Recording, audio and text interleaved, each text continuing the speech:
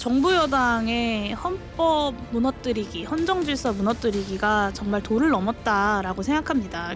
내란의 시도가 지난 12월 3일로 끝나지 않았다는 게 헌법재판소가 임명해야 된다고 판결을 하더라도 최상목 권한대행이 임명하지 않을 수 있다라는 이제 전망들이 그건 완벽한 헌법 부정이죠. 네, 저는 심지어 대통령 권한대행이 헌법재판소의 어떤 판결 결과를 무시한다라고 하는 것은 대한민국 헌정질서에 대한 어떤 사망 선고라고 생각하고요.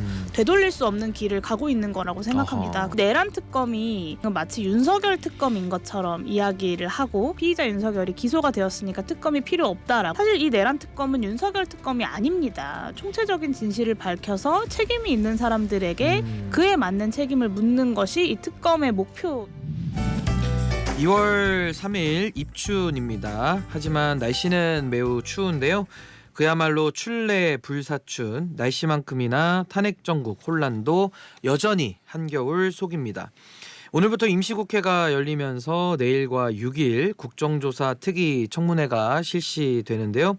오늘은 그와 관련해서 내란 혐의 진상규명 국정조사 특별위원인 용해인 기본소득당 대표와 함께 자세한 이야기 들어보겠습니다. 대표님 어서 오십시오. 네, 안녕하세요. 기본소득당 용해인입니다. 네, 지난 31일이죠. 최상목 대통령 권한대행이 두 번째 내란 특검법에 대해서도 거부권을 행사했습니다. 지난번과 마찬가지로 여야 합의 없는 야당 단독 법안이었다라는 취지를 밝혔는데 특검법보다는 현재 진행 중인 재판을 통해서 진실규명하는 것이 우선이다라는 뜻을 밝혔어요. 근데 이와 관련해서 용해인 의원님이 SNS에 길게 글을 쓰셨는데 자신에 대한 수사를 거부하겠다는 뜻이다 라면서 최상목 대행도 내란에 책임이 있다. 이런 입장이신 거죠? 네, 그렇습니다. 그러니까 최상목 대행뿐만 아니라 사실 이 내란의 전체적인 진실을 규명해서 그에 맞는 책임이 있는 모든 사람들에게 물어야 한다라는 것인데요. 이 내란 특검이 최상목 권한대행은 마치 윤석열 특검인 것처럼 이야기를 하고 그래서 윤석열이 기소가 되었으니까 피의자 윤석열이 기소가 되었으니까 특검이 필요 없다라고 이야기하지만 사실 이 내란 특검은 윤석열 특검이 아닙니다. 그러니까 말씀드린 것처럼 내란의 전반적인 총체적인 진실을 밝혀서 책임이 있는 사람들에게 그에 맞는 책임을 묻는 것이 이 특검의 목표인 건데요. 예를 들면 그렇습니다. 이상민 한덕수에게도 계엄 지시서를 김용현 장관이 줬다고 하는데 거기엔 어떤 내용이 있었는지 그에 따라서 내란의 어떤 중요 임무들을 한덕수, 이상민이 수행을 했는지 그리고 소방의 단전단수 지시, 소방에 대한 단전단수 지시는 어디서부터 시작된 것인지 어디까지 이행이 된 것인지 그리고 경찰 같은 경우는 청장 2명 빼고는 아무도 직무 배제되거나 보직해임된 사람이 없거든요. 왜 아무도 경찰청장 둘을 제외하고는 경찰에서는 책임을 물을 사람이 없는 것인지 이런 것들을 따져서 발본색원하는 것이 특검인데 이것을 거부했다라고 하는 것은 나를 포함한 국무위원들 그리고 지금 구속되어 있는 군 수뇌부와 윤석열 피의자를 제외한 다른 사람들에 대해서는 책임을 묻지 말자라는 이야기를 최상목 대행이 한 것이라고 생각합니다. 이상민 전 장관, 이제 행안부 장관이고 윤석열 대통령이 이제 충암고 후배 아니겠습니까?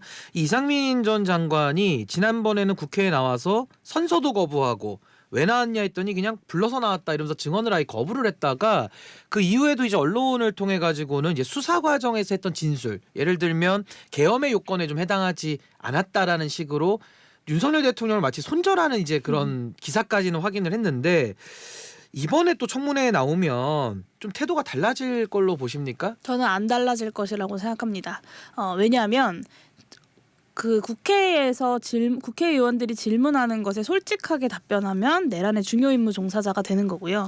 그리고 거짓말을 하면 위증의 죄로 이제 별도의 사건이 생기게 되는 겁니다. 본인이 여기서 국회의원들의 질문에 혹은 국회의 질문에 솔직하게 답변하거나 거짓말을 하는 것보다는 증언 거부를 하는 것이 본인에게 더 이득이 된다라고 생각할 것이고요. 근데 이제 다만 그런 거죠. 소방에 대한 단전단수 지시는 소방청장과 소방차장 그리고 복수의 소방의 어떤 인원들을 통해서 확인이 된 것임에도 불구하고 이상민 전 장관은 수사기관에 가서 나는 그런 지시를 하지 않았다라고 이야기하고 있습니다.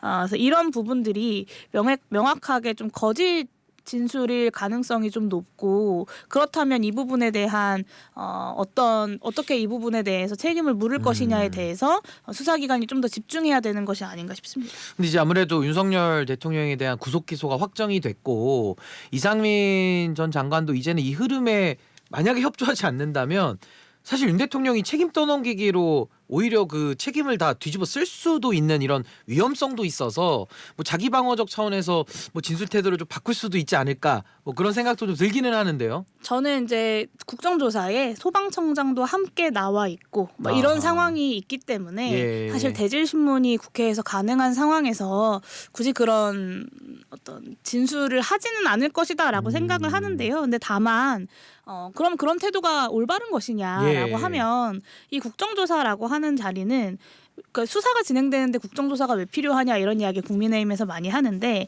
사실 형사적인 절차는 재판을 통해서 그리고 그 공무원들에 대한 파면, 징계에 대한 절차는 헌법재판소에서 그리고 이 두 부분을 포함해서 총체적인 진실에 대한 접근 그리고 국민들과 함께 투명하게 검증하는 과정은 국정조사를 통해서 하는 거거든요. 예. 그렇다면 이 국민들과 함께 투명하게 검증하고 공론화를 하는 국정조사의 장에서 국민들 앞에 솔직하게 이야기하는 것이 저는 이제 본인이 이제 수사기관 가서도 내란의 요건에 해당하지 않았고 뭐 문제가 있었다라고 진술했다는 뭐 거잖아요. 국무위원 전원이 뭐 반대했다 뭐 이런 얘기들이요. 그렇다고 한다면 책임 있게 이 앞에서 국회에서 진술을 하는 것이 저는 그의 오랜 공직생활의 어떤 이렇게 마지막에 국민들에 대한 최소한의 책임이라고 생각합니다. 아니 또 한 명의 인물이 있는데 여인영 전 방첩 사령관입니다.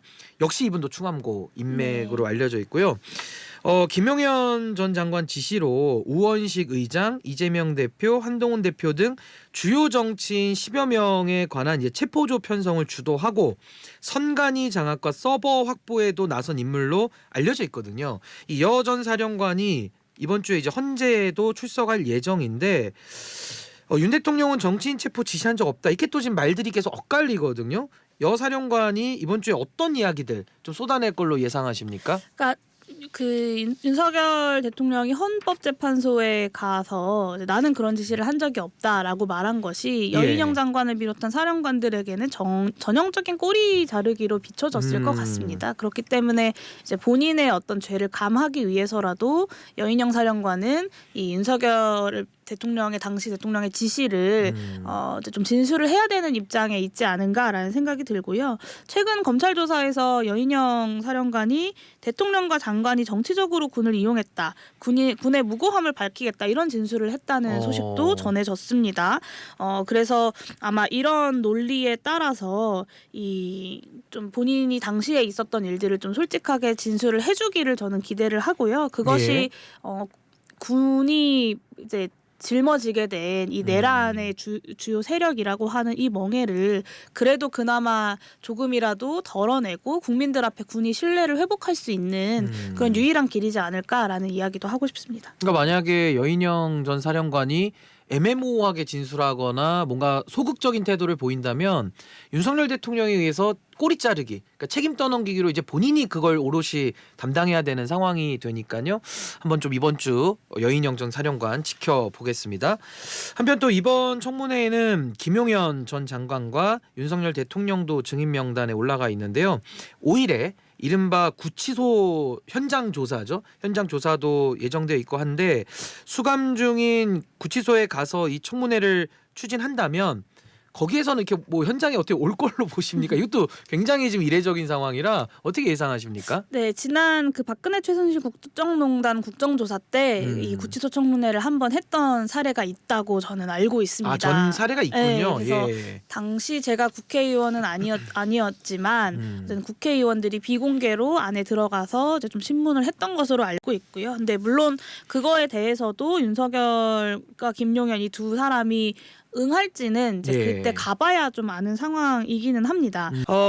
그래도 오늘 이제 권영세 국민의힘 비대위원장하고 권성동 원내대표가 수감되어 있는 윤 대통령 면회 예정이라고 합니다. 권 원내대표는 당 차원이 아니라 개인적 면회라고는 선을 긋고 있는데 당의 투톱이란 말이죠. 이 투톱이 나란히 면회를 가는 이 상황 이거 좀 어떻게 보십니까? 저도 딱 그 얘기 드리려고 했어요. 그러니까 음. 당의 어떤 공식적인 입장과는 무관한 것처럼 간다라고 하면 조용히 가면 되죠. 예. 네, 그리고 꼭 권영세, 권성동 이 두 투톱이 갈 필요는 없는 거거든요. 그런데도 조용히 가지 않고 언론에 다 이제 공개를 하면서 어허. 그 투톱이 대통령을 방문한다. 그것도 구치소에라고 하는 것은 정확히 이 극우 세력들에게 보내고자 하는 시그널이 저는 있는 것이라고 생각하고요. 그렇게 해석할 수밖에 없고요. 아무래도 헌법재판소에 대한 공격 그리고 사법부에 대한 공격에 계속해서 이제 장작을 넣고 있는 중인데 권성동, 권영세 이 두 투톱이 예. 이 윤석열 대통령과 감옥에서 만나서 그 메시지를 전달하는 메신저 역할을 하면서 그 사법부 공격에 조금 더 박차를 가하지 않을까 어허. 오늘 다녀온 이후에 좀 그런 걱정이 됩니다. 네. 그러니까 이제 개인 차원으로 아무리 주장을 해도 아마 국민들이 인식하기에는 그분들이 맡고 있는 책임의 엄중함 이런 것 통해서 상당히 좀 윤석열 대통령과 한 배를 타는구나 이렇게 인식할 가능성이 좀 높지 않을까. 그리고 개인 권영세, 개인 권성동과 지금 당직이 있으니까 개인이 네, 아니니까요. 원내대표 권성동과 예.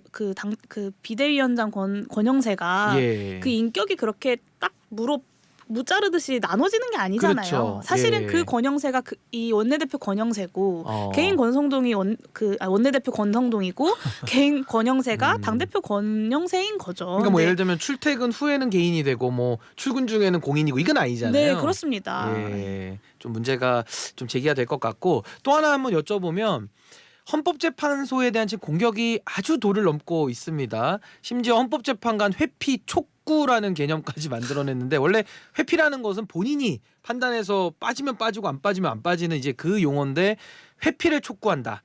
일반 국민들이 듣기에는 좀 생소한 용어까지 등장을 했는데 참 이 헌법재판소 흔들기 이건 좀 어떻게 보십니까? 정부 여당의 헌법 무너뜨리기, 헌정질서 무너뜨리기가 정말 도를 넘었다라고 생각합니다. 그러니까 내란의 시도가 지난 12월 3일로 끝나지 않았다는 게 저는 최근의 일련의 일들로도 느껴지거든요. 이 예. 헌법재판소와 사법부 흔들기도 그렇고요.